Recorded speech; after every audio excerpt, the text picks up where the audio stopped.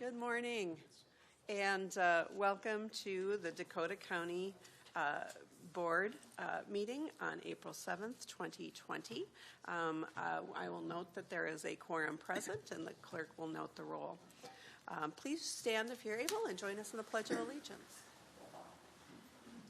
Pledge allegiance to the flag of the United States of America and to the republic for which it stands, one nation, under God, indivisible, with liberty and justice for all.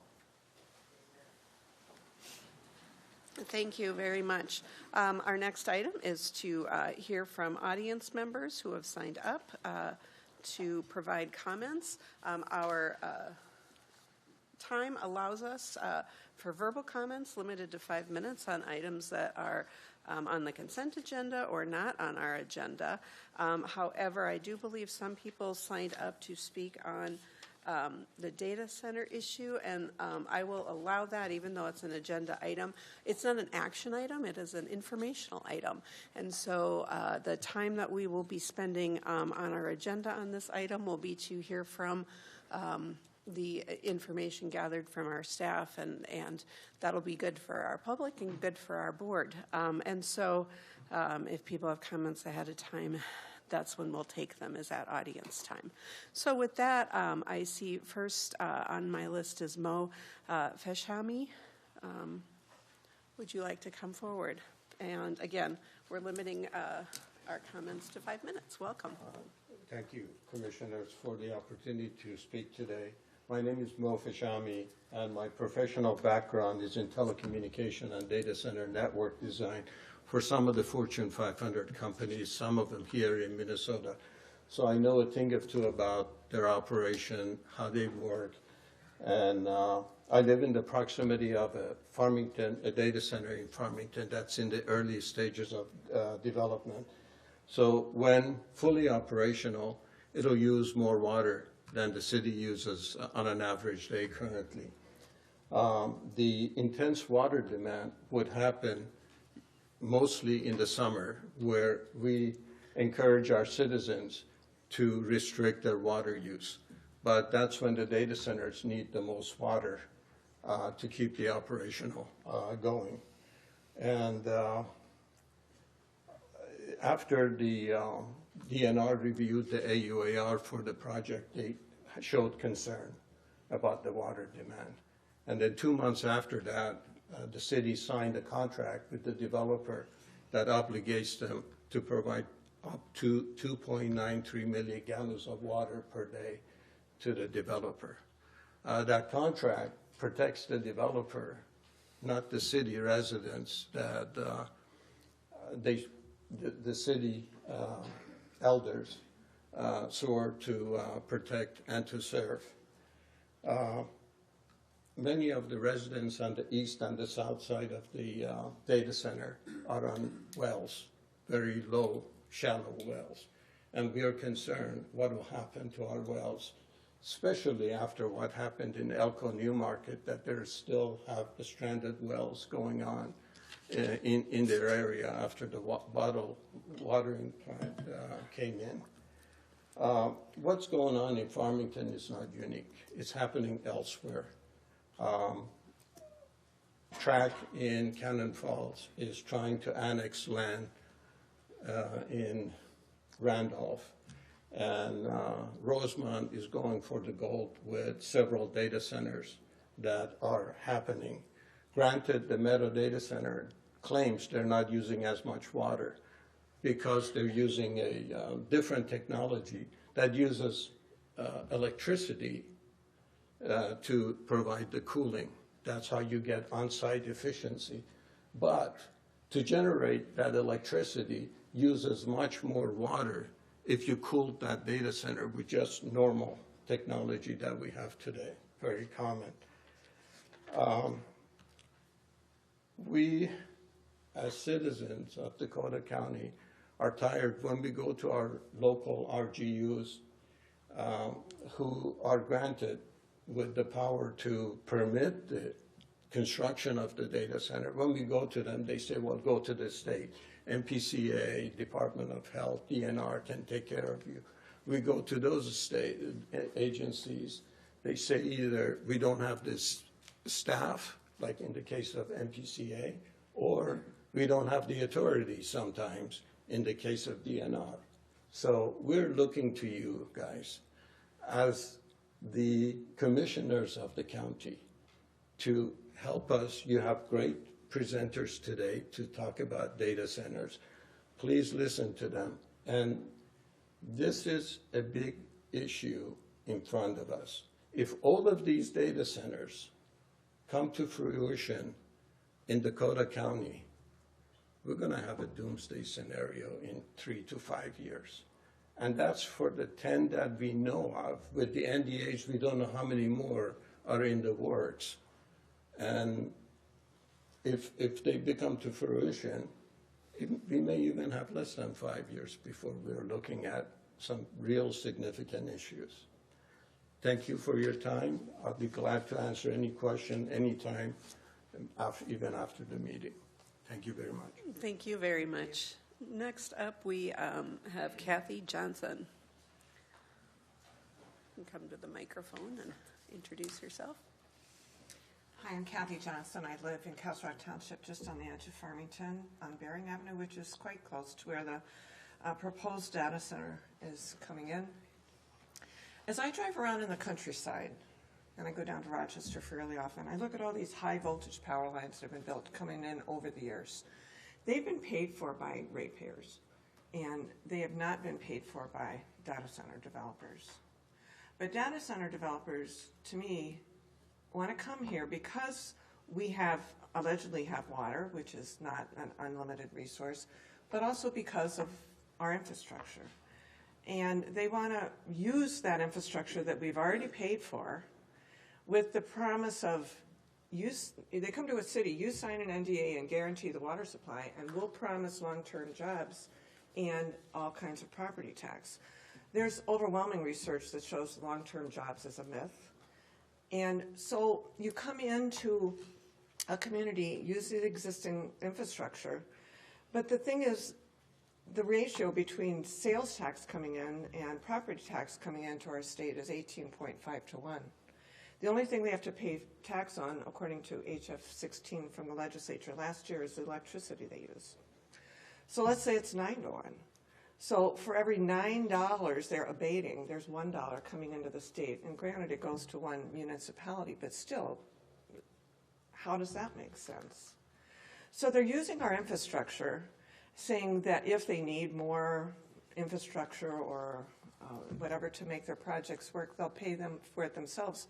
But why shouldn't they pay for it? Because last year in Georgia wrote checks to data centers for $2.5 billion in data center tax abatement. Now, granted, they're farther ahead in the tax, in the data center world than Minnesota is, but that's what's coming. They're paying for it with abatement from taxes that they're taking away from the state.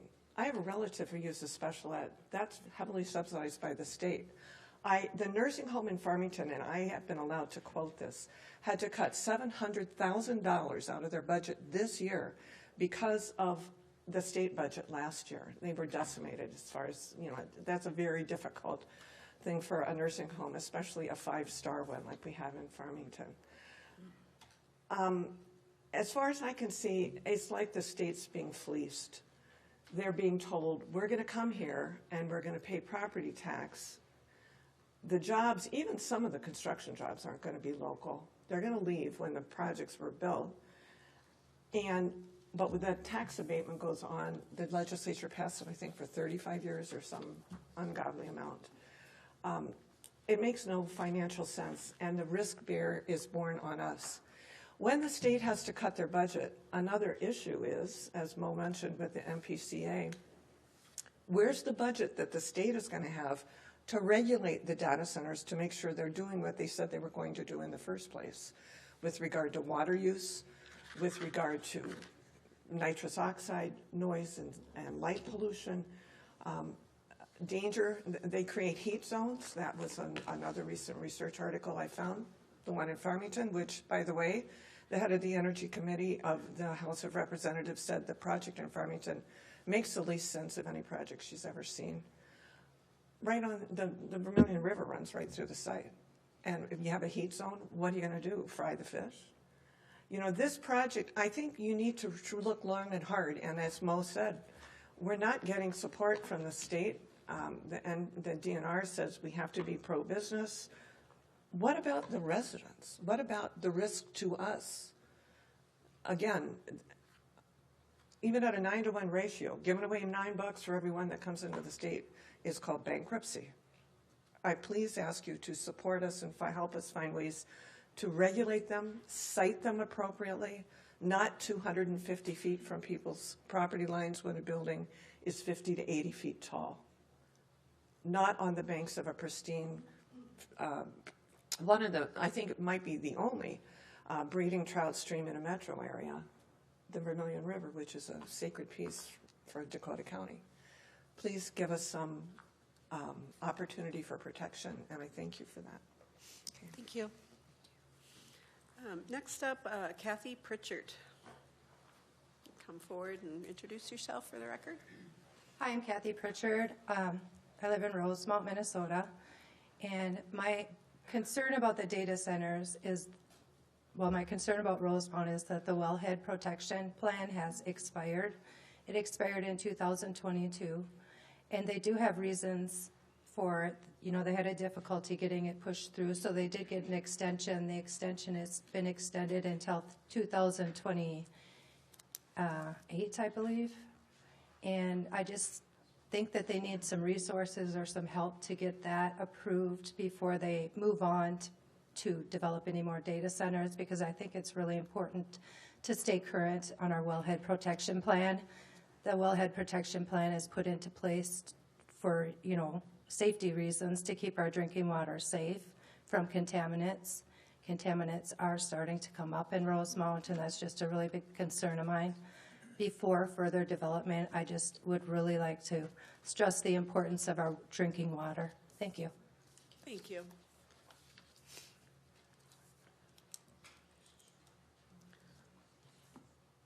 And I have Laura Qualley.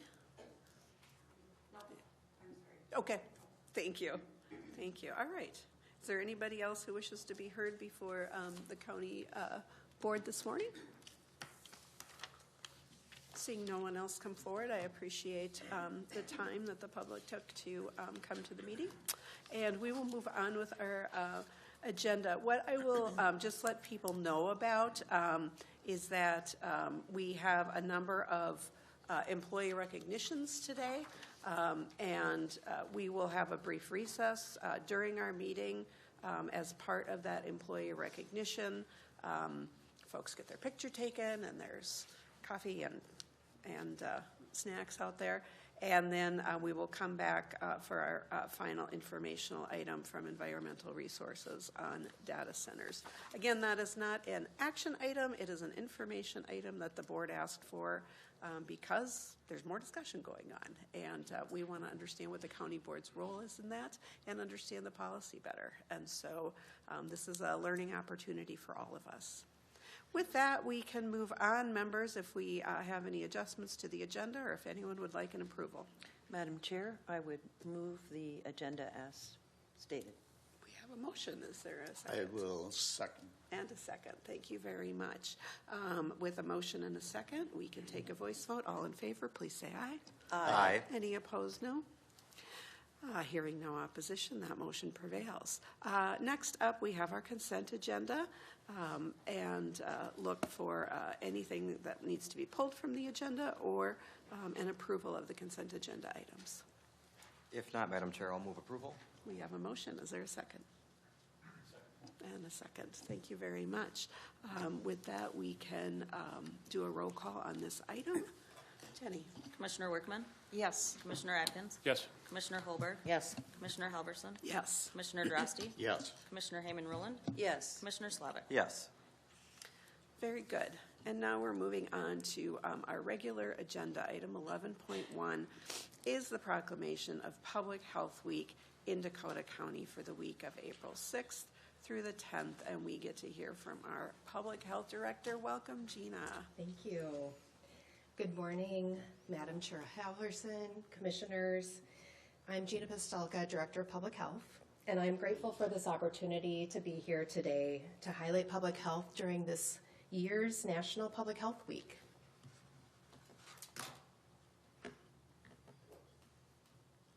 This year's theme is Ready, Set, Action. Good health doesn't happen by chance. Over the last 150 years, public health has added decades to life and has improved our quality of life, but progress continues to require action. This year's Public Health Week, we recommit to the systems, including policy and government, to science and medicine, and to community partnerships that keep us healthy. As local government, I want to ground us in this concept of health in all policies. At its core, this means that health is shaped by far more than healthcare. It's influenced by the decisions we make in education, housing, transportation, planning, environment, agriculture, finance, among others. When we work across sectors, we have the opportunities to improve health, reduce disparities, and strengthen our communities. In Dakota County, every decision we make has a potential to impact the health of our residents. That's why we are committed to strong partnerships and collaboration to ensure every policy moves us towards better health for all. In 2025, we saw many accomplishments. To name a few, our public health nurses, community health workers, and staff completed over 9,900 visits with community members during pregnancy and after delivery to provide information on healthy physical, social, and emotional child development. Almost 5,000 vaccines were provided to community members at 95 clinics. Our fall prevention project helped 73 residents in West St. Paul, South St. Paul, Burnsville, and Eagan to avoid falls and helped the fire department to reduce lift assists. Our health promotion team leveraged over $2.3 million in funds for active living and physical development infrastructure. Our substance use prevention team provided naloxone training to over 100 people to increase access to overdose prevention resources and to reduce the stigma of substance use in our communities. Our environmental health team distributed over 800 radon kits to community members to promote safe living conditions. Our women, infants, and children staff provided nutrition and breastfeeding education to 8,666 community members. Our child and teen checkup staff contacted 7,854 individuals about the benefits of infant and child preventive health care, when their next screening was due, and how to access care. I would be remiss to not acknowledge some of the challenges that we face. As seen in these recent headlines, and despite our continued commitment to act, public health is facing significant challenges. As you have heard, funding is becoming less certain, more people are uninsured and unvaccinated, and communities are still recovering from trauma that will have long-term impacts. Still, we face, in the face of these challenges, we choose to look forward. We are reconnecting with community in our newly wrapped mobile health trailer. We are also continuing to build relationships to have stronger safety net for our community. On March 21st, Public Health hosted the inaugural Hope Summit to bring collaboration and connection within a broader movement towards healing and hope, and to those impacted by the opioid crisis. We have new initiatives in our environmental health program, monitoring our lakes, and conducting health inspections in municipal holding cells in Dakota County. We are practicing our strengths through our WIC program, our family home visiting, our Family Health Plus programs. We're intervening upstream to strengthen these families early so they may reach optimal outcomes for their children and into their adulthood.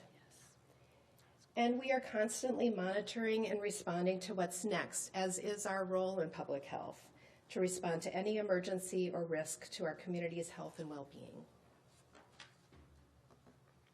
And just a moment to educate those who do not know, our community health board is a legal governing authority for local public health in Minnesota.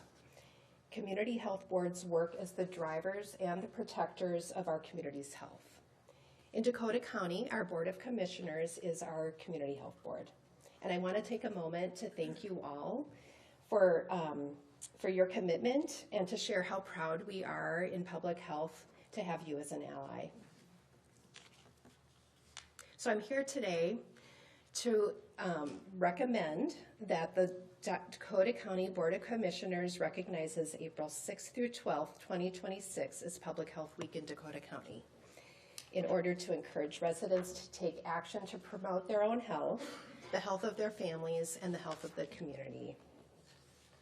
Again, I want to say thank you to you as our Community Health Board.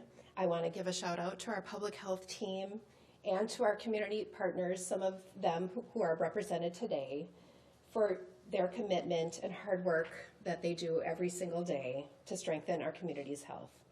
Every day brings new challenges, but together we always step up with solutions and take action. Happy National Public Health Week. Thank you.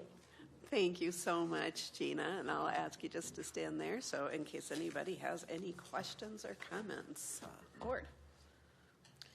Madam Chair, Commissioner I'd like to Hayman-Roland.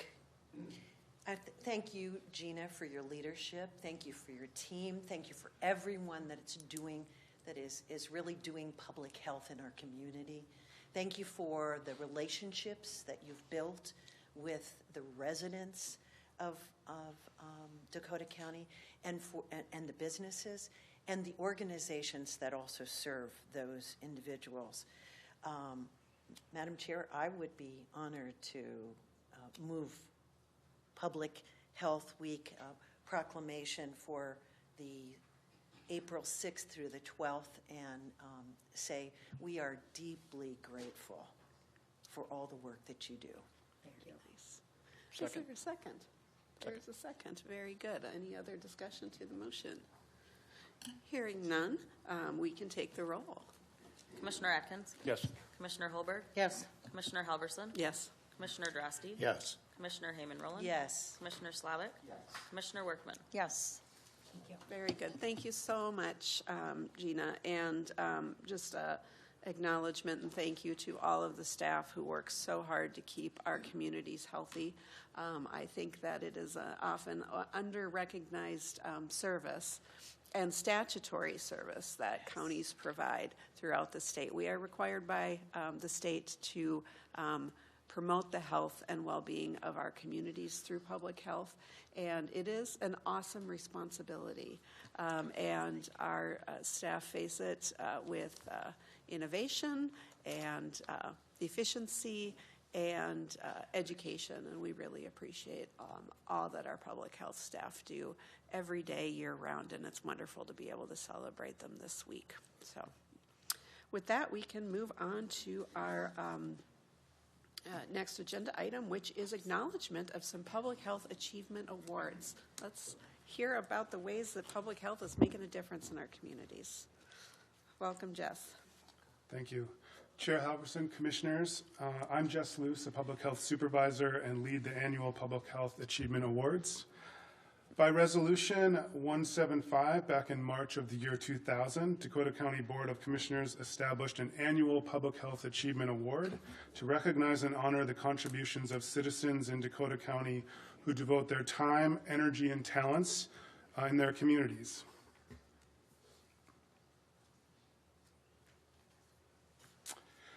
The Dakota County Public Health Achievement Awards are presented in conjunction with National Public Health Week, as we just talked about, and we're grateful for the board's recognition of National Public Health Week. The goal is to recognize and promote the vital work of public health, and this year's theme, as you can see, is Ready, Set, Action. As we celebrate this week, we want to take a moment to recognize how public health has improved our daily lives. safeguarded our families, expanded our lifespans, and strengthened our communities.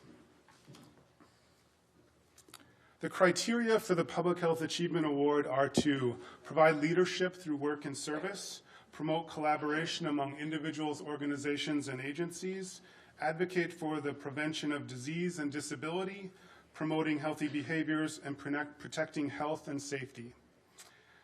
It is to serve as a positive role model, show evidence of contributing to successful outcomes and changes in our communities, and demonstrate equity, diversity, and inclusion through the fair and respectful treatment of all people. The awards are made in 3 distinct categories. The Youth Award presented to an individual or group 18 years or younger at the time of nomination. An individual award presented to an individual 19 years or older at the time of nomination. And lastly, a community group award presented to an individual group 19 years or older. And these are typically community coalitions, partnerships, or organizations. And now for the award presentation. Recipients, when I call your name, please step forward and join me at the podium, and I'll share some of your achievements. Then you're welcome to make a few short remarks, 2 or 3 minutes. You will receive your award from the board chair. And following all 3 award presentations, we can gather for more photos in the boardroom. Then everyone is invited to the lobby for a reception immediately following the ceremony.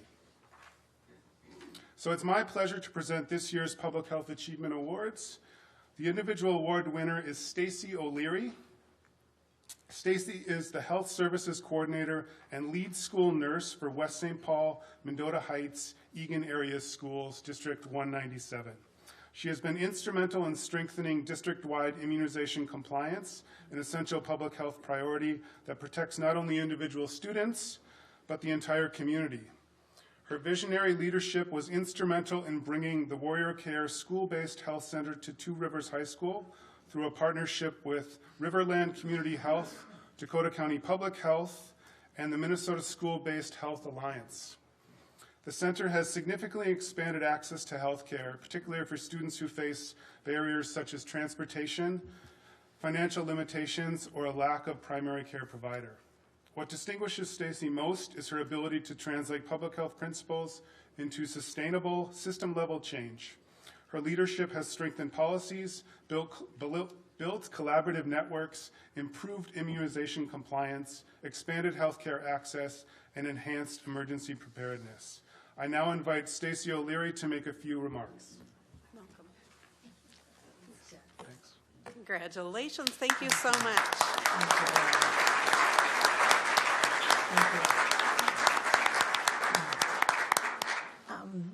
Thank you very much. This is an honor to receive this award today. A few weeks ago, I was at Harriet Island. And I don't know if you've been there lately, but on Harriet Island, they have a plaque. And it has Justice O'Haig, who is a public health official from the 1800s. And he said, he's quoted for saying, "In the health of the people lies the strength of a nation." And I thought that was a pretty profound statement. For me, I feel like saying the strength of a nation starts in a classroom. About 2.5 decades ago, I started my position as a health service coordinator. And I've been consistently working with a vital part of our community, our children. My objective has never been to simply manage illness or react to crises, but has been to provide the leadership necessary to ensure that every school maintains a health program that actively enables a population that is ready to learn. We often talk about education as the great equalizer. But every school nurse, every public health professional in this room knows that equality is a myth if the foundation of health is missing. A child cannot learn if they are hungry. They cannot succeed if they can't see the chalkboard. If their asthma is uncontrolled or if they are drowning in a mental health crisis. We are the bridge between health and education. And when we eliminate those health barriers, we just don't improve test scores, we unlock human potential.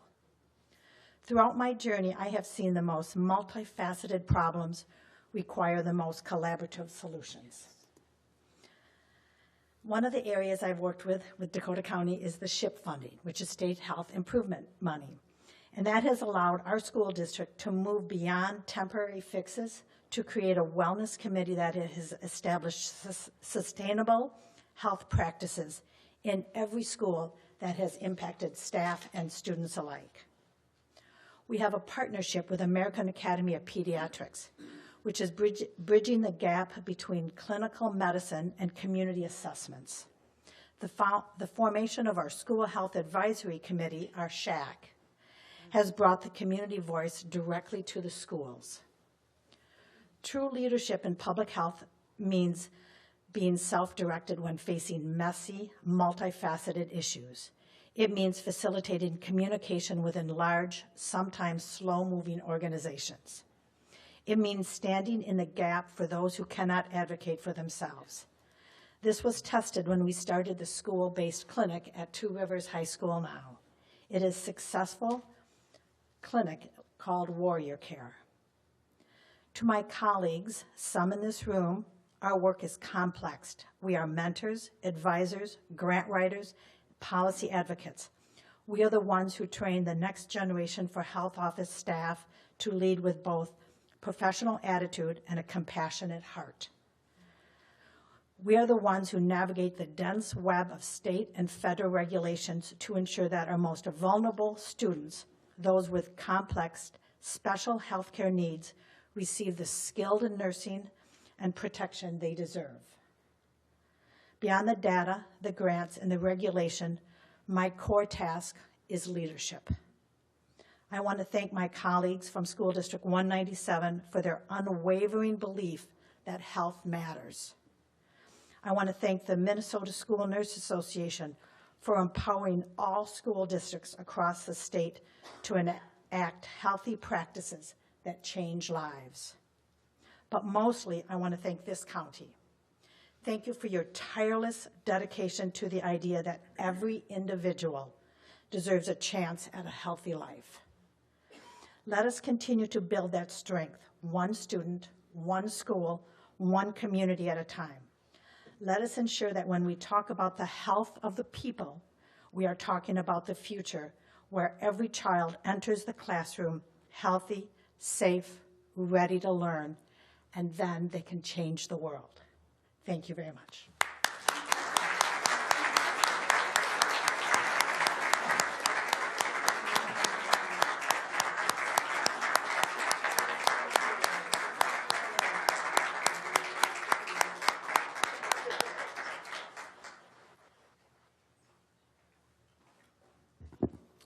Thank you, Stacy. The Community Group Award winner is Mission Outpost. Mission Outpost at Prince of Peace Lutheran Church in Burnsville is an integrated hub, change the slide, an integrated healthcare hub, food assistance, and social supports that bring people together to create a healthier future for all Dakota County residents.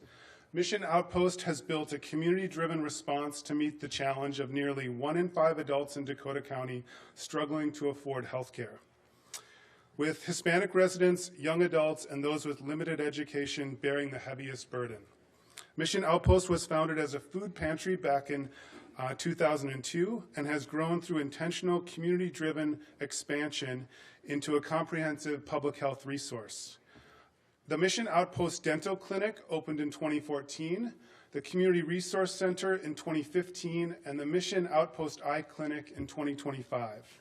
The dental and eye clinics are the only safety net clinics of their kind in the South Metro, serving uninsured and underinsured and financially challenged individuals of all ages. In 2025, 49 local dental professionals donated their services to the dental clinic, and the eye clinic has recruited 3 optometrists and 12 opticians who give their time and expertise. In 2025, 9,000 volunteers distributed nearly 611,500 pounds of food, fresh produce, meats, dairy, breads, and shelf staples to more than 7,000 individuals. Across all programs, Mission Outpost touches thousands of Dakota County lives every year, many of whom would otherwise fall through the gaps of traditional healthcare and social service systems. Now I invite Eric Elton, Executive Director of Ministries of Peace at Prince of Peace, to make a few remarks.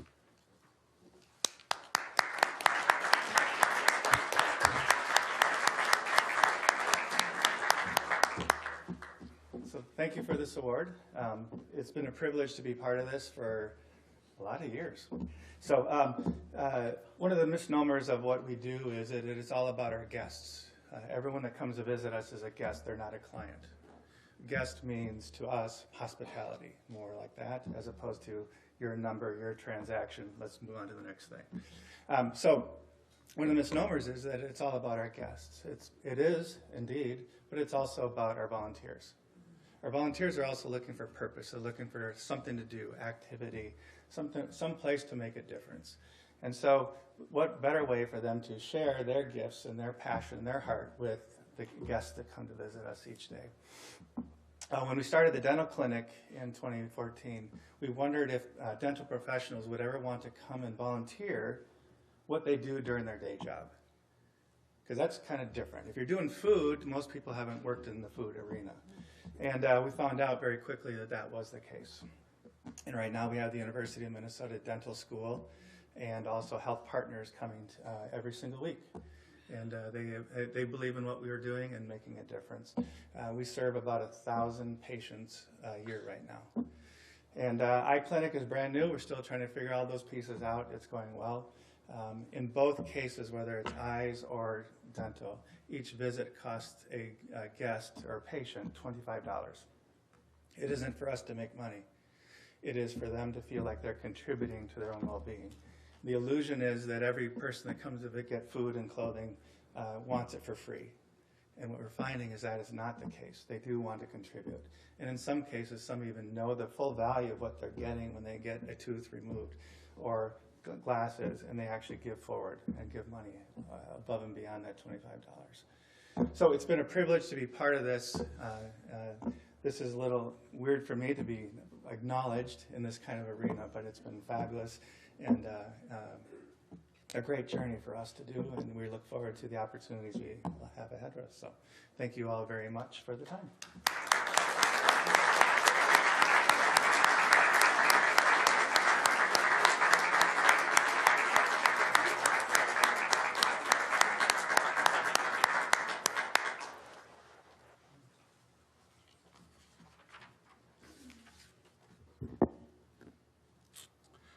Now, finally, our Youth Award winner is Tri-District CAPS Healthcare class. Tri-District Center for Advanced Professional Studies, or CAPS, healthcare class is a unique program bringing together high school juniors and seniors from South St. Paul, Simley, and Two Rivers High Schools to explore careers in healthcare. The program helps students develop empathy, communication skills, and community awareness. Each year, students participate in a youth participatory action research project. Past topics include investigating chronic absenteeism in high school students and increasing the number of students with life-saving skills such as CPR. This past year, through a partnership with Vivi River Heights Nursing Home in South St. Paul, CAPS students spent time every other Wednesday meeting with residents who had volunteered to participate.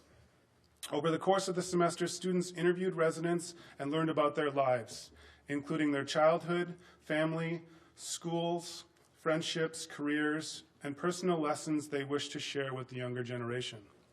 Residents expressed how much they valued the visits and looked forward to students' return every other week. Many spoke about how meaningful it was to share their life stories and to know that the younger generations were interested in learning from them. For the students, the experience helped them understand the human side of healthcare in a way that cannot be taught through textbooks alone. They learned that health is not only about medical treatment, but also about connection, dignity, and community. Here with us today to accept this award are Carol Syrie, the program instructor, and students Noah Bergland and Anthony Munoz.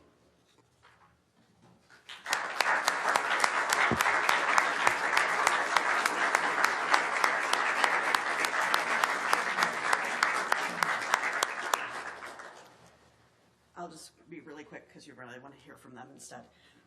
I'm Carol Sayre, and I have been teaching with the Tri-District CAPS for 8 years. And so This was a really great experience this year, mostly due to proximity because we've moved to the South St. Paul Career Learning Center. So I'll let them talk about their experiences. I would like to take a moment to thank you for the opportunity to be here, and for my instructors as well for being so caring and giving me all of these opportunities. I would like to say I learned just as much from the resident I spoke to as she learned from me. She was so kind and caring, and I really got to see the difference that you can make in somebody's life just from showing up and listening every once in a while. My name is Anthony Munoz. I am a student at Simley High School, and I also want to reiterate how grateful I am as a student and as a young person in this community, as I'm sure all the other students in this program are. We're just really grateful to have this opportunity to interact with these different healthcare jobs and the different aspects of being a worker, a potential worker in healthcare. It provided great insight for me, at least, of how my career can look like and how my care can change people's lives. So thank you to Ms. Sayer, and thank you to everyone else for just allowing students to have this opportunity. Thank you.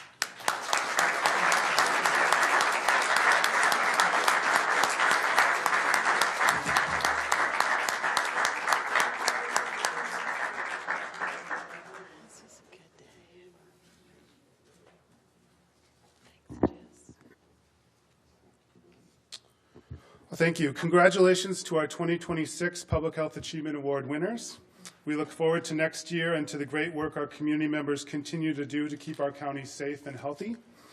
After the board meeting, all of you are invited to the reception in the lobby. Thank you very much. Thank you so much, Jess.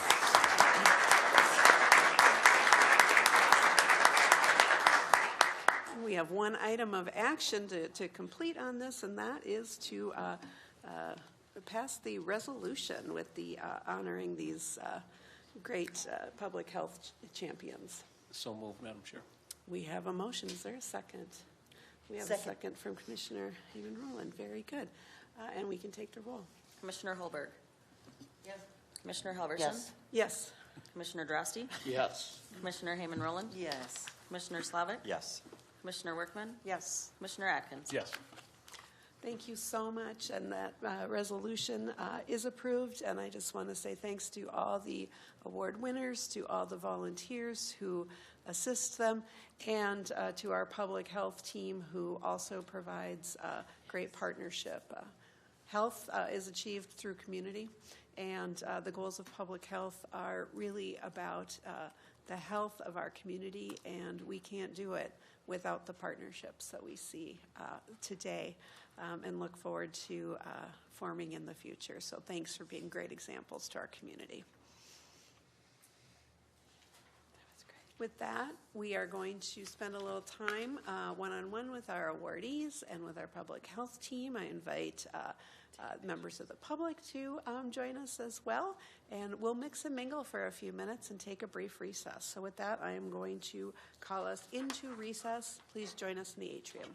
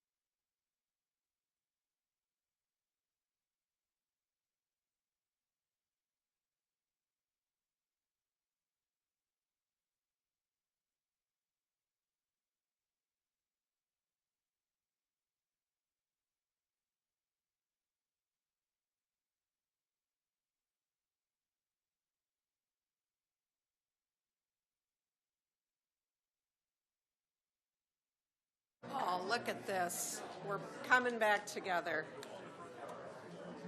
You know, if you give elected officials a chance to talk, it won't end. I'm going to gavel us back into order.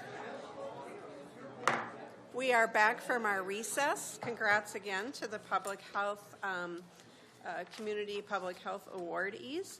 And we can move on to our next agenda item, which is an informational-only item designed for the board, as requested, to learn more about data center development in Dakota County. And with that, I will ask Valerie Neppel, our Environmental Resources Supervisor, forward. Welcome. Thank you so much. Thank you, Madam Chair, Commissioners. I'm Valerie Neppel. I'm the Groundwater Protection Unit Supervisor. Unfortunately, Nikki Stewart is unable to make it here today, so I'll be covering the majority of the presentation with support from Tom Nelson, who's the Commercial Assessing Supervisor. And today we're just here providing an overview of data centers and the county's limited role related to their development. And as we know, land use authority is primarily the roles of cities and townships. So the information we're providing is just high level to give the board an opportunity to discuss on the topic. Let's see if this works. This is a quick outline of what we'll be presenting on today. So with data centers, we are seeing an increased need for data centers. That's because of the increasing demand for technology, such as artificial intelligence. These systems can use a large amount of energy or water, depending on the technology, and that energy and water use is projected to double in the next couple of years.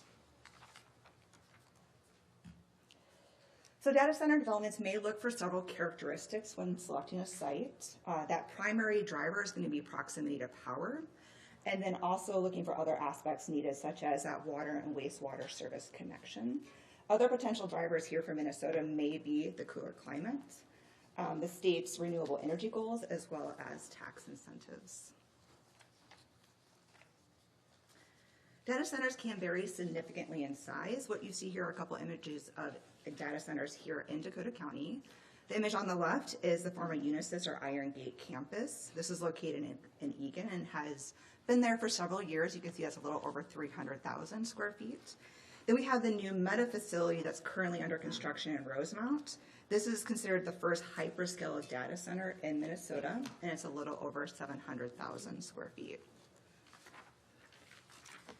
The information on this slide is from publicly available information, such as environmental review documents, as well as other news and city websites.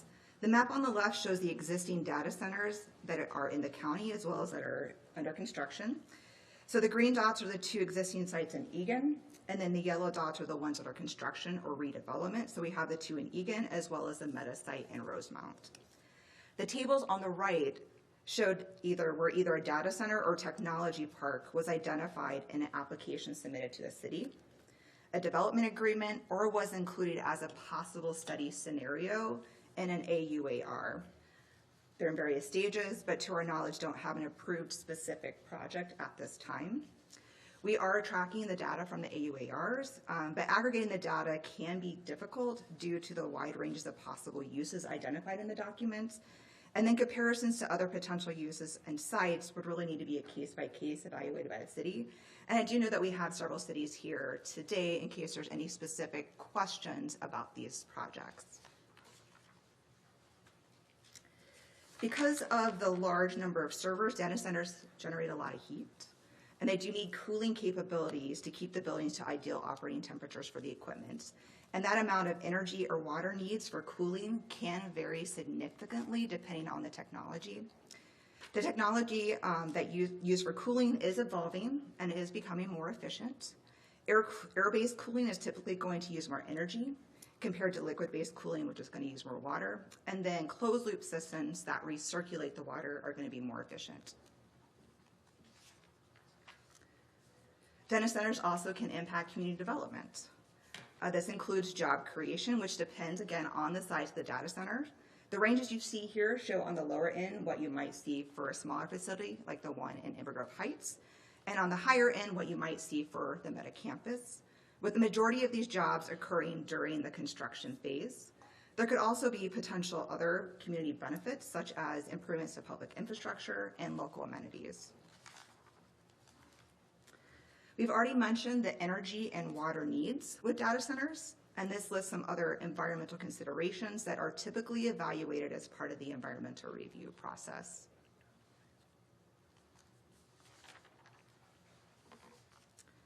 This slide lists the county's role related to development. So whether it's a data center or something else, the county's role is very limited.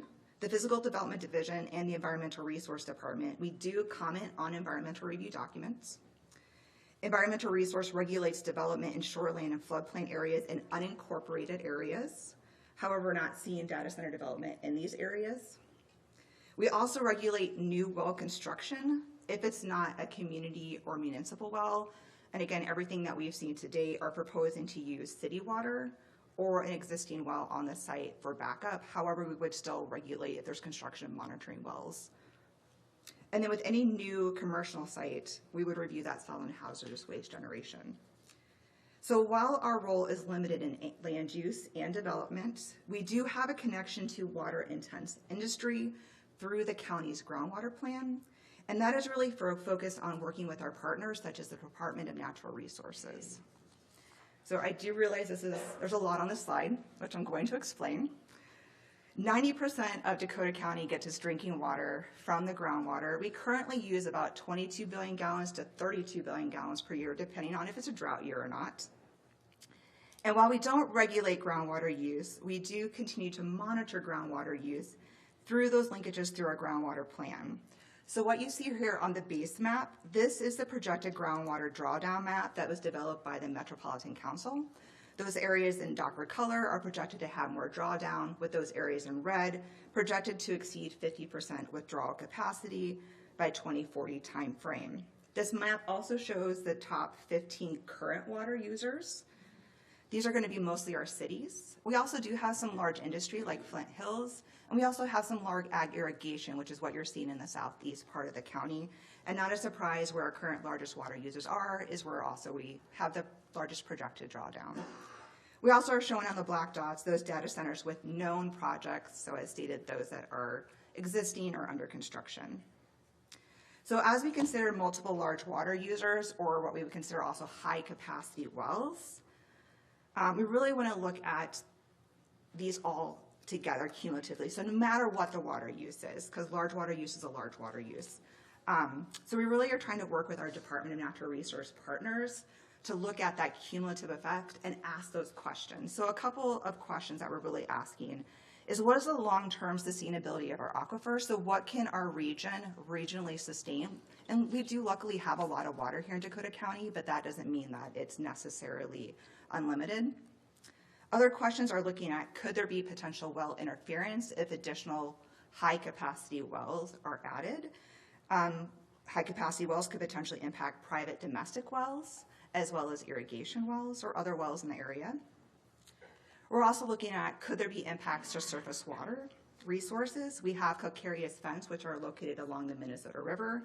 These are rare groundwater-dependent wetlands, and we also have trout streams that are located in the southeast within the Vermilion and Cannon watersheds. And then also considering, could there be groundwater quality changes of our aquifers? So if you add high-capacity wells, could this potentially move pollutants such as nitrates in our aquifers? Or could it even release naturally occurring contaminants such as manganese and arsenic, which are just in the soils and rocks? For transportation, our transportation department does have a limited role in development and gets involved when there's various infrastructure needed, such as traffic signals, turn lanes, and access modification.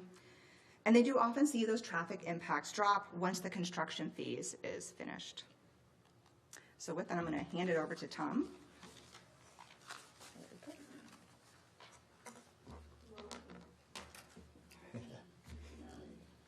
Madam Chair, Commissioners, my name is Tom Nelson. I am a commercial supervisor within Dakota County's Assessing Services Department.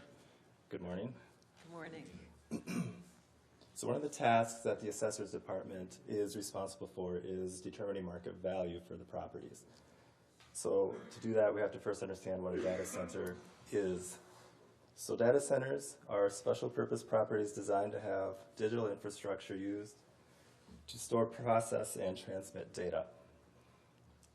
So now that we have that understanding, we must value the property, and when we do so, we have to separate what is taxable from what is not taxable. So the taxable portion would include the real estate. That would be land and site improvements, such as parking lots, fencing, utility infrastructure, the primary data center building or buildings, depending on how many they have, and then any support buildings which may be present on a permanent basis. That would be offices, warehouses, that sort of thing. The non-taxable portion would be furniture, fixtures, equipment, or personal property. Those are not taxable for real estate purposes or for ad valorem property tax purposes. That includes IT infrastructure, servers, storage systems, routers, and let you look at that. Yep. And then also network and telecommunications equipment. That would be repair and maintenance equipment, racking systems, and that sort of thing, which can be removed. So that covers what is taxable and what's not taxable for a data center. This slide shows the Meta data center in Rosemount as it looked on December, well, in 2025, the second half, that's when the aerial photo was, but we did personally view this property in December. It looked very much like this, a little bit more snow at that time. You can see in the middle of the property there's two DCB1, DCB2. Those are the data center buildings, 1 and 2. This particular one has a couple of them. Those are permanent, those are going to be taxable. To the east of DCB1 is a warehouse, and just north of that is the office. So DCB1 is about 340,000 square feet. DCB2 is about 290,000 square feet. The office, a little over 22,000 square feet, and the warehouse is a little bit more than 51,000 square feet. Total gross building area for the metadata center is about 706,000 square feet. As you can see on the southeast portion, Meta has their own substation for electricity, and it is adjacent to the NSP substation. They are connected, I believe. It did include on here the temporary housing. That'll come into effect in the next slide, but those are structures that are temporary, consisting mostly of temporary office for construction and housing for the construction workers on the west side there. Anticipated completion date for this property is going to be spring of 2027, which means for assessment purposes, it's most likely going to be finished as of January 2nd, 2027. The only components left at that time to get it operational would be installing the equipment and such, the personal property. The third slide shows a brief history, present, and the future for assessing this property and proposed taxes. You can see in 2025, we had assessed value a little bit over $26 million. That is reflecting land only. Construction had begun, however, this is more site work and prep work for construction. The permanent buildings weren't installed, but temporary housing and such were. 2026 taxes payable, estimated about $757,000. As of January 2nd, 2026, we had an estimated value of $75,727,000. That reflects a partially complete building, and the taxes estimated to be about $2.14 million payable in 2027. That is estimated using Dakota County's online tax estimator using the 26 values because that's what's best available at this time. Commissioner Holberg. And is that in total or just to the county? Taxes? Total. Total. Yep. So we're, yeah, the city portion, the school district, the Met Council, and the county, and the state are all in that. Okay, thank you. Yep. And 2027 projected value, we do anticipate completion by that time, January 2nd, 2027. We're estimating about $91.78 million for projected 2028 taxes. Again, that's estimated based off 26 data of just under $2.6 million. And that concludes my portion. Give it back to Valerie. Thank you. Very good. Thank you so much, Tom. Welcome back, Valerie. Thank you, Madam Chair, Commissioners. Not a lot of slides left. So there are many agencies that have a role in monitoring and managing industry, whether it's environmental, economics, or energy. So there are several state agencies and the Metropolitan Council that play a role that you see here. And this, we just briefly listed what their focus is related to data center development. As we stated before, Department of Natural Resources is responsible for regulating the water use. It should be noted in 2025 there was some legislative changes that does allow the DNR to request pre-application information now if the data center uses more than 100 million gallons of water per year. And that's the end of the presentation. So this is, again, just a high-level overview to give you opportunity for discussion, and we're happy to answer questions related to our limited role. Thank you so much, and I'll turn it over to the board. I have to say, I really appreciate the information presented. I kept coming up with questions, and you kept answering them. So well done. Discussion, members, questions. Commissioner Heyman-Roland. Thank you, Madam Chair, and thank you, Valerie. It was a really high level, but you touched a lot of the points that I too was interested in. I'm curious about. You talked about the new technologies and how they're using less water. What is, you had talked about the impact of the water and maybe some untoward impacts like having other elements that are in the natural realm that maybe aren't good to have high levels, but maybe that it stimulates that or produces that. I'm curious about with the new technology, is that improved, or do we have any information about that? And then I also want to understand about the solid waste, the electronics. And as I understand from being a part of the mid-sized counties at NACO, that every 3 years the technology is replaced, and where does that all go, and how is that all dealt with? So if you could answer both those. Two I know small there's questions, Yeah, Valerie. go ahead. Sorry. That's okay, Commissioner Halverson, Commissioner Heyman-Roland. For the solid waste electronics, unfortunately, I wouldn't be able to answer those questions, and Nikki Stewart isn't here today. I don't know if anybody, probably nobody else. George? Okay, I'll hand that over to George when we get to that. I'll just answer go ahead and answer your question about the new technology. So I'm not an expert when it comes to data center cooling technology. I understand there's evolving technology where it's, you can have closed loop fission, you can have immersion technology, you can have direct chip, forget what it's called, direct to chip technology as well. Again, depending on what the technology is used, my understanding is that can create efficiencies because it allows you to recirculate the water, and then basically the water loss is from evaporation over multiple times. But the exact amount, again, would depend on the technology as well as the size of the facility. So it's very project specific as well. But those do allow for some efficiencies from what I've just been reading for some of the newer technology, and without being an expert myself.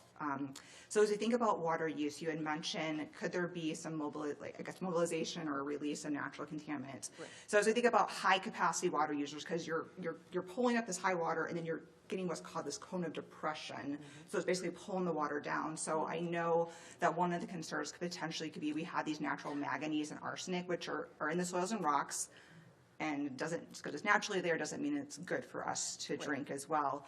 That having potentially that high capacity well, could that potentially mobilize or release those manganese and arsenics in the soils? I do know that that's something that's being looked at as far as like the Elko New Market area, which was mentioned earlier. So that was one potential concern with some of the pump tests that they were doing. The question is, could we have something occur in Dakota County? I don't know. We haven't seen it yet that I'm aware of. But that would be something that would need to be evaluated as they're doing some of that pump testing if there's new wells proposed or a higher withdrawal rate considered. And I know every area, thank you, Madam Chair. Every area has its own geological as well as environmental conditions. Correct. But do we know from other places the impact that has been on the water in terms of nutrient load. And I'm just saying it that way so that we can, instead of naming all the different possibilities, Right. just say it as a nutrient. Valerie. Yeah, Commissioner Havlison, Commissioner Hammond-Roland. I know that we do have some, I'm not sure 100% sure how to answer that question. We do have some manganese, higher levels of manganese, if we're thinking about Dakota County in general. We do have higher levels of manganese as we look at the northern part of the county and northwest part of the county. And then as we get closer to Scott County, that's where we might start to see higher levels of arsenic. But as far as nutrient load, I'm not 100% sure. As we just looking at the private well owners, we do a lot of testing for them. That's where we tend to see some of those exceedances. It's usually the manganese in the northwest, and we get higher levels of arsenic as we get closer to Scott County. Okay, all right. Madam Chair, is it possible to ask one more follow-up on that? Yep. May we Commissioner also Hammond-Roland. get information from our partners, our other county partners that may have that information that could help us to be able to, again, we live in a different area, it has a different ecological structure, but perhaps maybe it could give us some guidance. Yeah, all right, thank you, Madam Chair. Thank you. Thank you. And I think George was going to Yes. provide some additional information on your second Madam question. Chair, Welcome. Commissioner Hammond-Roland, you had asked about the electronics in Right, I particular. did. So Mhm. solid Every 3 hazardous years. waste from a facility like this, there's a lot of them, whether it's the batteries or the electronics, and they all need to be dealt with appropriately. A lot of the electronics and batteries will likely be shipped off to be recycled. They'll reclaim some of those materials and then dispose of the rest. But we will be making sure that they do manage those materials appropriately. They can't just landfill them. They've got to be dealt with appropriately. And there are a lot of different companies that can be used to do that type of recycling. Well, they'll take your old electronics and they'll remove the stuff they can use, dispose what they can't. Any of the hazardous waste would need to go to a treatment, storage, and disposal facility. And again, we do regulate hazardous waste here in the county, so we would be making sure that that's dealt with appropriately for any of these sites. So, Madam Chair, can Commissioner I have a Hammond-Rollins. follow-up on that one? Oh, I'm just curious about when that is established, when the data center is approved. Do they have in the agreements that they will indeed do the recycling and all of that? Is that part of that agreement? Madam Chair, Commissioner Hammond-Roland. I know, I just- Generally speaking, when any company comes in, they would need to, if they generate a certain level of waste, they would need to apply for a hazardous waste license. Okay. So our staff would be working with them during that. Okay, so then indeed, Madam Commissioner Chair. Hammond-Roland. Yeah, indeed, they would have a set program, and when they're going to recycle them, or in the 3-year period of time, they would then have to follow the guidance of that agreement. That is correct. Okay, thank you. That's important for me to know. Thank you. Thank you. Additional questions, comments, wonderings? Commissioner Drosty. Thank you, Madam Chair. It's unfortunate as we're having discussions on data center, we have no one from the industry educating us. But I'll just make one comment on water and how it's changed, and these mega data centers have been around for over 2 decades, first of all, and we have one now in Minnesota in Rosemount. But we have a company in St. Paul that just last month purchased the Cool It Incorporated, and that's the technology that doesn't use water. It's liquid, 1,000 times more efficient cooling. And as one analyst, it was Star Tribune, the article, they're looking at a 20-25 billion industry to cool it. Also, the same company just bought a Swiss company in December, also leading edge. The water cooling, building cooling is somewhat old technology. Now, I realize AI's rolled out in the last 2-3 years and is dramatically changing.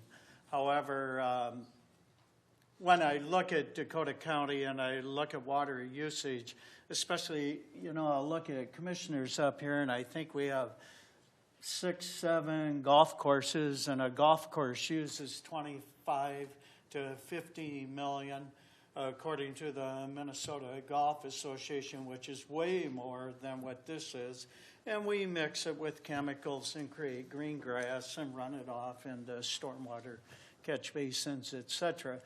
So just from, and excuse me for going so long, when you look at this, we are sort of late to this industry, number one. Because I was recently in Phoenix and just go online, and how many data centers are in Phoenix? And there's 150 to 160 compared to about 50 to 60 in Minnesota.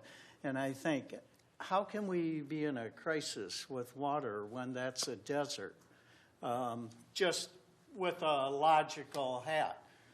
Any comments on why we are somewhat in a difficult position with, even if it's 5 or 10 data centers compared to other parts of the country? You don't have to speculate if you don't want to. That's yeah. Madam Chairs, Commissioners. If you don't feel like you have the expertise, that's okay. Right. I don't know if I can say we're in a difficult position.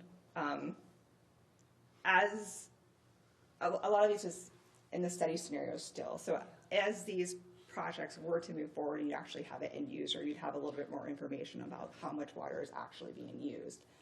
At that time is typically if they needed additional wells or they needed additional water, that's when they would start going through that permit approval process, which is through the state. So if they need another well, if it's a city well, the Department of Health. If they needed additional water, then they'd have to go through the Department of Natural Resources for water appropriation permit, and then that's when some of that more deep dive analysis would occur to determine, is there a potential conflict? So it's just acknowledging that with these, that there's potential for large water use, that as we move forward, we just need to be asking these questions and making that evaluation, doing a thorough evaluation as they move forward. Does that answer your question? Well, I have even more complex. Well, I will. And here she went. I will throw, Madam Chair, just a comment, and I represent Dakota County on Greater MSP. That's a consortium of business educators and some government officials looking at Twin City region. How do we compete with other regions like ourselves? In 2010, when it was created, Denver, Colorado is a good example. 30, 40 years ago, we were very comparable, and they've clearly moved beyond us today. In fact, last summer, we released a report that in the last 5 years, Minnesota, we are losing continually, especially on economic growth and development. Now we're leading diversity, women in leadership roles, CEOs, med tech. We do have some great things, our Mayo Clinic. But when you look at growth compared to Nashville, Tennessee, Columbus, Ohio, we're losing. You might say, why is that important? Maybe I don't want some of this technology. Where it's so important, and I think we as leaders, we have great institutions educating our youth. And when they leave, 10 years ago, 5 years ago, they all leave to Denver, Seattle, Boston, other parts of the country. We're not growing enough to keep these brilliant minds here in Minnesota. Case in point, I'll just use one last 3 months. Eli Lilly, Minnesota, was competing for a facility. Pharmaceutical, they're moving about $50 billion back to the U.S., and we lost it to Wisconsin, Kenosha County, Wisconsin. It's $3-4 billion growth, 750 new additional jobs. And we lost it for various reasons, but that's a technology that they intend to bring all this manufacturing back to the U.S. Another one, the CHIPS Act, 3 years ago, $280 billion. Fortunately, we have 2 chip manufacturing, but actually I need to tie this to water. Pharmacy, if you look at a medium to large, it will take about 1 million to 3 million. They'll, in Wisconsin, use 1 million gallons a day when they start up to 3, and they still haven't settled on it.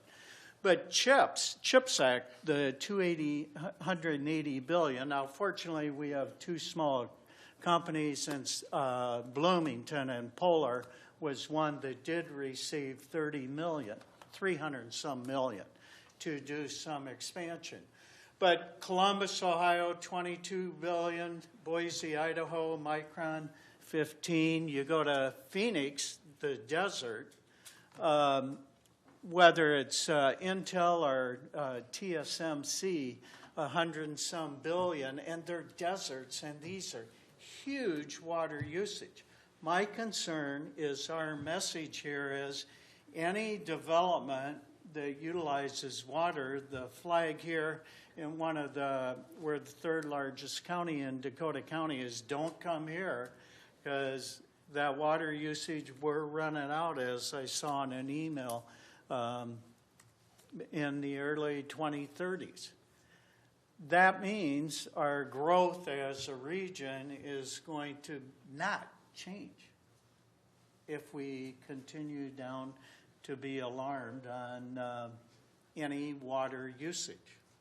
So, end of comments. Thank you, Commissioner Drosky. I just want to remind us and everybody in the audience that we are not considering any proposals. We do not have a role in approving proposals, and so I just want to be sure that we remember that in our board discussion. Commissioner Slavic. Thank you, Madam Chair, and I'll try to stay on that tone. Yeah. First of all, Valerie, thank you for the presentation here. And I understand we have somewhat of a role in groundwater. Many of us who are on the DS up here were involved in when we created a groundwater plan. And though I think at the same time, as our role as a convener, we also don't have the regulatory authority with groundwater, but we knew, as we looked at the top 20 users, that they were heavy industry, agriculture, and our cities in general. And those are our top 20 biggest users of groundwater right now. And I know that is something that we certainly are very concerned about, as we've been doing monitoring wells going back to like the 60s of what's been happening in our increase of agricultural chemicals, what has been happening on the natural occurring parts of the uniqueness of Dakota County, where the glaciers stopped halfway through. And as a result of that, our groundwater is very interesting with some of that. So I just want to start with saying that is something that we at least play an active role. We put a big investment as county taxpayers into that. However, my question for you, somewhat of a softball, is the county has no role whatsoever in terms of wastewater or water that after it has gone through a municipal system. Who has that regulatory authority? Valerie. Commissioner Halverson, Commissioner Slavic. So the wastewater typically in the metro area is going to be the Metropolitan Council. Some of the proposals that we've seen, that's either going to a wastewater treatment plant. Outside the metro area, I think it's the local municipality that would be the handling that wastewater. There also has been proposals to potentially discharge the wastewater like in an infiltration basin, and that would be the Minnesota Pollution Control Agency. And my editorial comment as representing a community that now is spending $70 million to deal with an industrial cleanup of our drinking water because of what has seeped into the aquifer in there, that as their discharge of their production has created PFAS that now are having significant impacts in a good chunk of my district. I will say that the state agency has failed the communities that I represent in terms of that, and that is more of my concern of not necessarily the groundwater, but what agents potentially are put into to go in and use less water. We're seeing that actually within the process of our refining at Flint Hills. We're seeing it with, frankly, where I think the industry will go in large-scale data centers. We learned that from nationwide from the Mid-County Caucus, which is a group of counties that are roughly like Dakota County in that couple 100,000 growing suburban, and as data centers have attached to there, that's where we see the growth of this, and they've actually said that they're not seeing the use of water being their concern in there, where I will just say that concern, I wanted to make it very clear, not the county, but also I think of concern is just when agents are put into water to be able to allow them to be cycled in a closed loop and cooled, eventually they are discharged. And how that is done is which we all should be more concerned of. It is not the role of the county. Dakota County, St. Louis County, Olmsted County, regardless of where you're there, that is not their role, and I think that is important to note.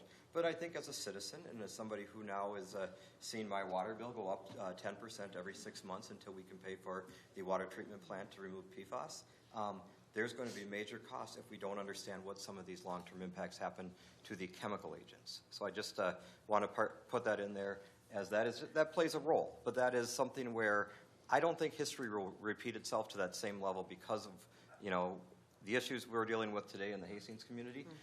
Go back to the 60s, 50s and 60s and 70s and all the way up until around the late 90s. So we were doing stuff. I would hope that history does not repeat itself on that point there. So I just appreciate, this is just really differentiating what the role of counties are versus what the role of municipalities and state agencies and the federal level, and knowing that I think we all as a county board are concerned of the groundwater we have. I think we have to work with our city partners more, as some of us have been serving on the Vermilion River watershed. We see the impacts of what irrigation does. We also see the impact of industry, and we frankly see what happens when we have golf courses that are using millions of gallons of water and people who like pristine green lawns, and they have that right to do that, but those all play a role in the overall system. So I think that is just part of it. We don't have a lot of, we can encourage and support, but we don't have a lot of say on that part in there. My last point that I would say in here, and you can answer, I'll try to do this in a question to give you the answer.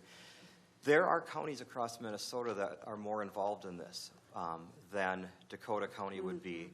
What would be some reasons why we are, as a county, and I can answer that question if you want me to. I'm happy to answer it. Yes.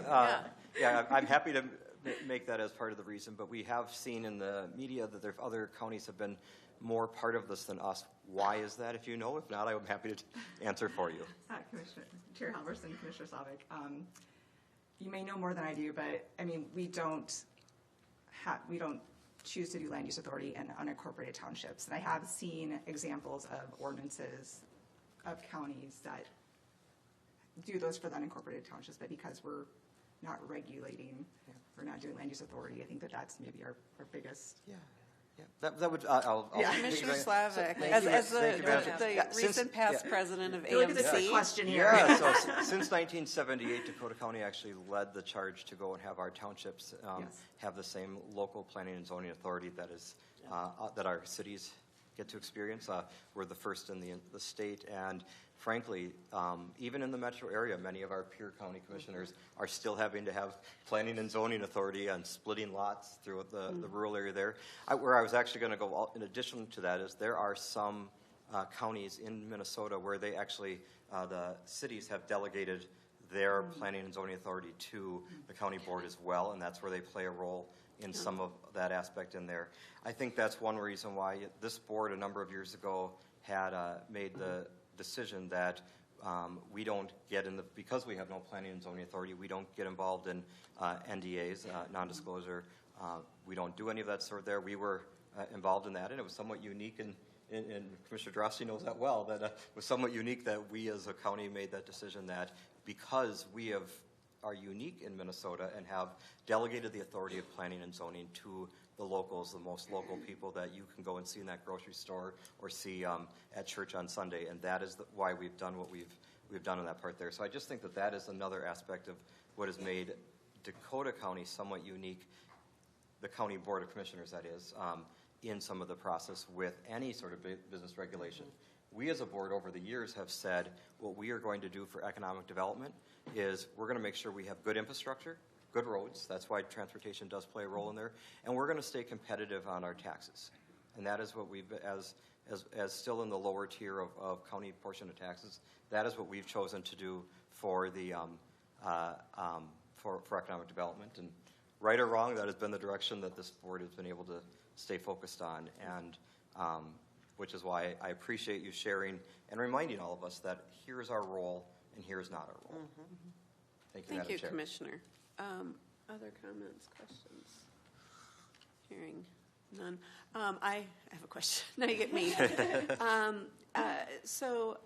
With regard to, and my question is going to be much less sophisticated, but I'm thinking about the way that all of us think about water in our communities. I don't think people know that most of the water usage in Dakota County comes from our groundwater system and the impact that it has. It's made me very passionate about our stormwater runoff and those kinds of policies and things that we encourage as a county consumers to be cognizant of, and our local governments ask and have, many of them have regulations in place about when you can water your lawn.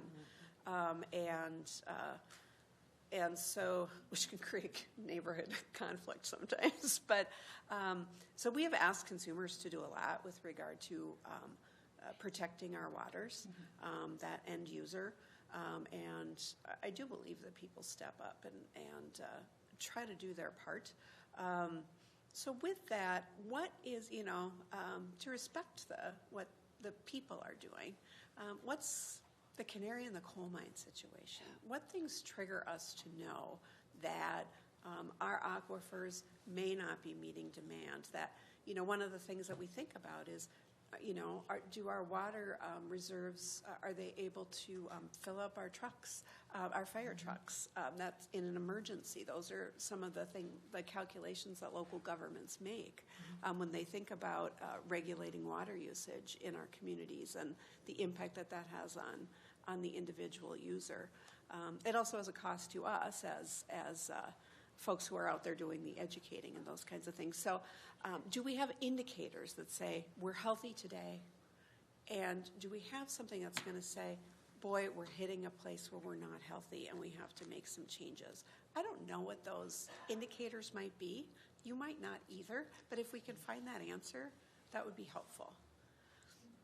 And I see you're taking a note, so I'm going to allow you to get back to us on that if you need to. Okay.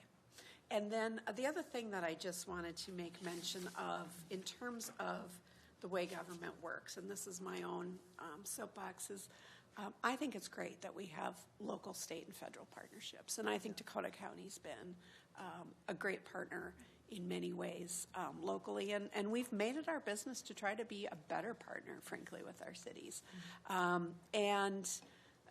It's been an important part of the work that we've undertaken over the last 2 years.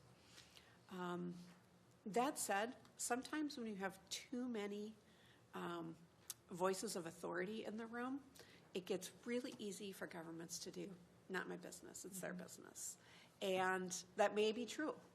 But at some point, we need to know where the ultimate authority lies. And I don't feel like I know that at this point. I don't expect you to know that. I will just state as a policymaker that that can be a real frustration, and it's been a frustration for me as a citizen when I've tried to make change in my community over the years, and it's just something that I want to recognize. And so one of the roles, I think unofficial roles I see as policymakers, and this is just me, is that we can also help be a conduit of communication. I think somebody mentioned convening, that we're conveners. So, even though we may not be able to say to the public, yes, this is what we'll do, and this is, the action that we have the authority to take, we have very little authority. But we do have the power to communicate, and so I just don't want folks to feel like, we're not saying we don't have any role in this, even if it is just to help communicate what we're hearing in our communities. And so continue to be in touch, I guess is what I'm saying. And we'll continue to think about this and work on this. I will say just for myself personally, water's on my mind a lot, being a Minnesotan, and I think about it. And I'll just end with this, because everything in my life can be traced back to either a movie or a book. The movie Chinatown was made, I don't know, 50 years ago. Yeah. Wow. The movie Chinatown is about water access in LA County.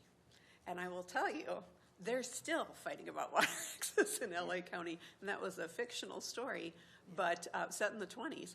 But it says so much about public policy and the cyclical nature of it, and how the fact that some problems never go away. Yeah. And so it's just something that pops into my head all the time. It's Chinatown, Jake.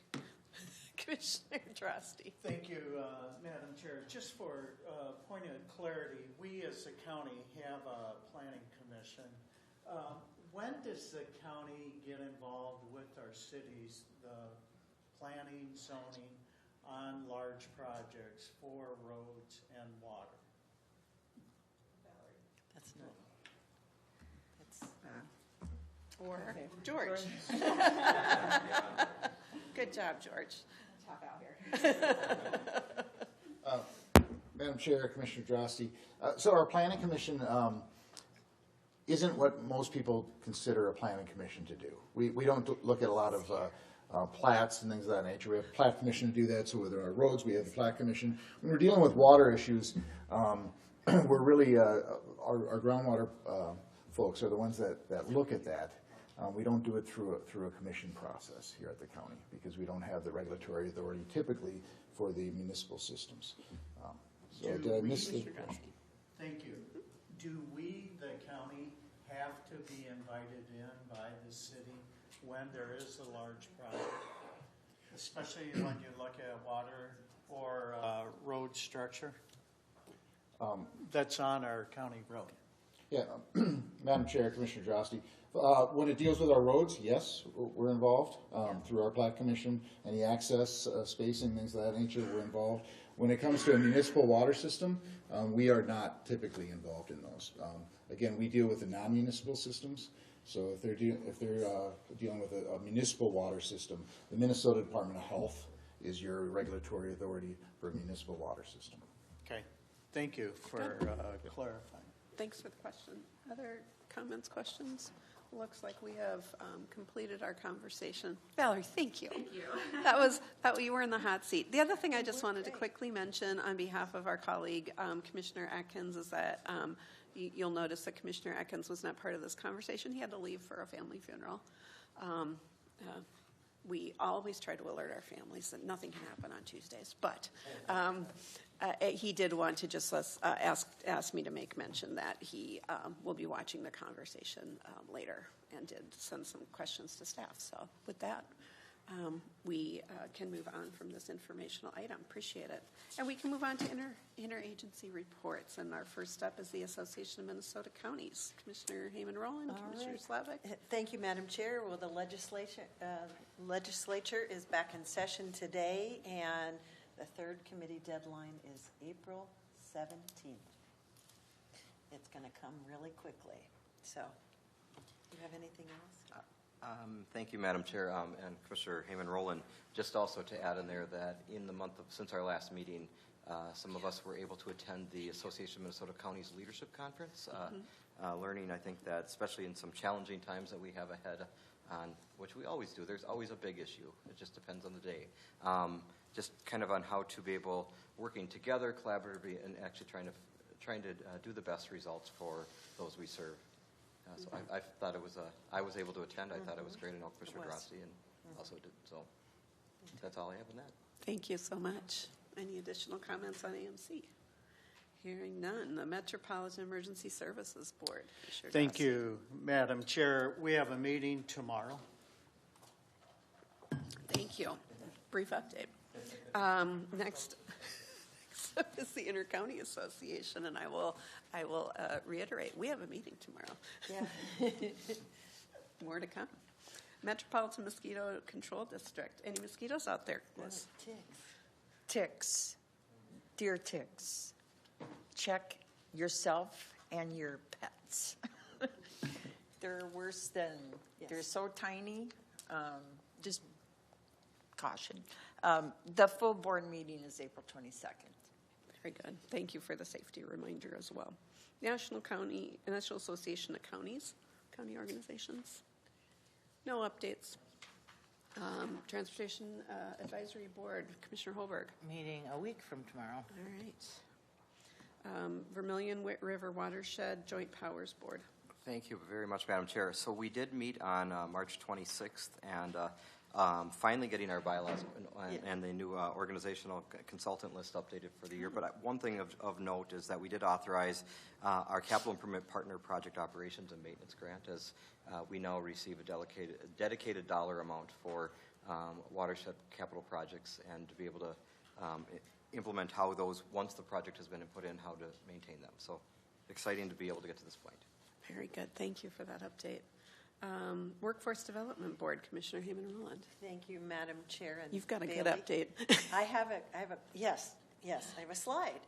And the Teen Job Fair, you've heard me speak about it, but it's going to be this Saturday, April the 11th, and it is at the Western Services Center. It is free for teens with all abilities. That's really important because it means that everyone who has an interest and a desire to look at possible jobs has that opportunity. The event will include the Big Ideas mobile trailer with hands-on simulation and reality, virtual reality augmenters. And DCTC and Inver Hills will be there so that the teens can learn about career pathways, and so can their parents, which I think is a really nice opportunity for both of them to share. And then MVTA will be available to share the bus route information and to teach you how to get to your new job more easily. And I think that's a really important asset that we have in that MVTA is, and our opt-outs are in our county, because we actually have transit, and it is important for everyone. And we can move on to any other updates the folks have. Commissioner Slavic. Thank you very much, Madam Chair. So the name Bob Roddy, probably many of you recognize that. Bob was, the Roddy family was Farm Family of the Year a couple years ago, as well as the year prior to that was a Century Farm. And you may recall that Bob also served on the Ninneder Township Board of Supervisors, and did not run this past March, so he retired after 52 years, as most of that as chair of the Ninneder Township Board. And they wanted to make sure to invite you Sunday the 19th as his retirement celebration, but considering how difficult these jobs sometimes get in elected office, and many of us have many years of experience in elected office, to serve 52 years is one heck of a feat, longer than I've been alive. So so I just want to go in and, who cares? So I just wanted to go in and, there's a little bit of a jab of me still being young. But just certainly want to wish Bob and congratulations and thank him for his service to Dakota County, to Ninneder Township and its residents for 52 years. And on behalf of all of us, I will make sure to extend those well wishes in his retirement. Wonderful. Nice. Great update, and great honor for Mr. Roddy. Thank you. I just wanted to make mention quickly regarding MELSA, the Metropolitan Library Service Association. MELSA was at the Capitol today to testify on a bill to help to equalize our buying power with e-materials in libraries. Counties all over the state have responsibility for running libraries, and we are finding that ebooks are increasingly more expensive. We never own them, and we don't get the same kind of circulation that we do from a traditional book. At the same time, the demand for ebook continues to grow. just as our demand for traditional books grow. One is not replacing the other. And so it's becoming a real issue with regard to county budgets around the state. And so this legislation hopefully move forward. I didn't get an update yet, so I'll let you know. But I wanted folks to know that this legislation is moving forward, and that these kind of services and the way that we have to pay for them, we're kind of helpless in terms of we're at the mercy of the publishers at this point, and we do not get the bang for our buck on e-materials. At the same time, it's always a point of pride. MELSA is the largest circulator of e-materials in the world. Wow. And so this is why it hits us so hard as well. We have big demand from our communities, and I think it's something that we should be proud of, that we're able to circulate that much. But the costs to our communities are significant, and we want to find better equalization. So that is the update on libraries today. Anything else for the good of the order on that? Okay, we get to move on to our county manager. Madam Chair, I'm going to pass today. I have no update for you. It's been a quiet week. With that, we can take a motion to adjourn. So moved, Madam Chair. I'll second that. Thank you. And any discussion of the motion? Hearing none. All those in favor say aye. Aye. Any opposed? No.